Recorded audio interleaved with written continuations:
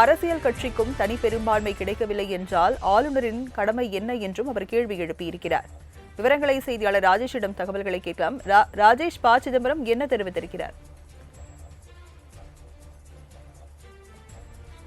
தமிழக வெற்றிக் கழகம் பெரும்பான்மையோடு, அதாவது மற்ற கட்சிகளை ஒப்பிடும் பொழுது அவர்கள் பெரும்பான்மையோடு இருக்கக்கூடிய சூழ்நிலையில் காங்கிரஸோடு சேர்த்து அவர்களுக்கு 113 இடங்கள் இருக்கக்கூடிய சூழ்நிலையில் ஆளுநர் பெரும்பான்மை நிரூபித்தால் மட்டுமே 118 இடங்களுக்கான அந்த சட்டமன்ற உறுப்பினர்களை காண்பித்தால் மட்டுமே நான் ஆட்சி அமைக்க அழைப்பேன் என்று அவர் விடாப்பிடியாக இருக்கக்கூடிய சூழ்நிலையில் அவருக்கான கண்டனங்கள் தொடர்ச்சியாக வலுத்து வருகின்றன. குறிப்பாக திமுக கூட்டணியில் இருக்கக்கூடிய கட்சிகள் கூட அந்த கண்டனங்களை தெரிவித்து வரக்கூடிய சூழ்நிலையில் காங்கிரஸ் கடுமையான கண்டனத்தை தெரிவித்து வருகிறது.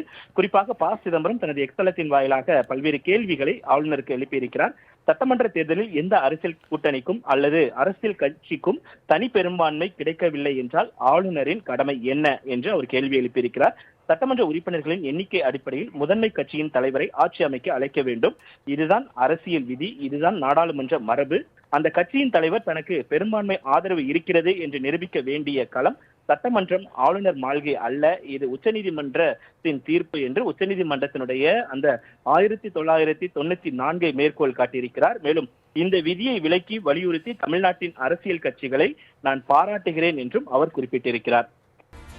அரசியல் கட்சிக்கும் தனி பெரும்பான்மை கிடைக்கவில்லை என்றால் ஆளுநரின் கடமை என்ன என்றும் அவர் கேள்வி எழுப்பியிருக்கிறார்.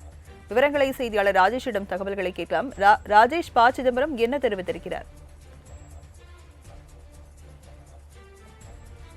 தமிழக வெற்றிக் கழகம் பெரும்பான்மையோடு, அதாவது மற்ற கட்சிகளை ஒப்பிடும் பொழுது அவர்கள் பெரும்பான்மையோடு இருக்கக்கூடிய சூழ்நிலையில் காங்கிரஸோடு சேர்த்து அவர்களுக்கு 113 இடங்கள் இருக்கக்கூடிய சூழ்நிலையில் ஆளுநர் பெரும்பான்மை நிரூபித்தால் மட்டுமே 118 இடங்களுக்கான அந்த சட்டமன்ற உறுப்பினர்களை காண்பித்தால் மட்டுமே நான் ஆட்சி அமைக்க அழைப்பேன் என்று அவர் விடாப்பிடியாக இருக்கக்கூடிய சூழ்நிலையில் அவருக்கான கண்டனங்கள் தொடர்ச்சியாக வலுத்து வருகின்றன. குறிப்பாக திமுக கூட்டணியில் இருக்கக்கூடிய கட்சிகள் கூட அந்த கண்டனங்களை தெரிவித்து வரக்கூடிய சூழ்நிலையில் காங்கிரஸ் கடுமையான கண்டனத்தை தெரிவித்து வருகிறது.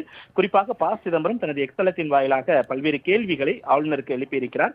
சட்டமன்ற தேர்தலில் எந்த அரசியல் கூட்டணிக்கும் அல்லது அரசியல் கட்சிக்கும் தனி பெரும்பான்மை கிடைக்கவில்லை என்றால் ஆளுநரின் கடமை என்ன என்று அவர் கேள்வி எழுப்பியிருக்கிறார். சட்டமன்ற உறுப்பினர்களின் எண்ணிக்கை அடிப்படையில் முதன்மை கட்சியின் தலைவரை ஆட்சி அமைக்க அழைக்க வேண்டும். இதுதான் அரசியல் விதி, இதுதான் நாடாளுமன்ற மரபு. அந்த கட்சியின் தலைவர் தனக்கு பெரும்பான்மை ஆதரவு இருக்கிறது என்று நிரூபிக்க வேண்டிய களம் சட்டமன்றம், ஆளுநர் மாளிகை அல்ல. இது உச்சநீதிமன்றத்தின் தீர்ப்பு என்று உச்சநீதிமன்றத்தினுடைய அந்த 1994 மேற்கோள் காட்டியிருக்கிறார். மேலும் இந்த விதியை விலக்கி வலியுறுத்தி தமிழ்நாட்டின் அரசியல் கட்சிகளை நான் பாராட்டுகிறேன் என்றும் அவர் குறிப்பிட்டிருக்கிறார். விவரங்களை வழங்கியதற்கு நன்றி ராஜேஷ்.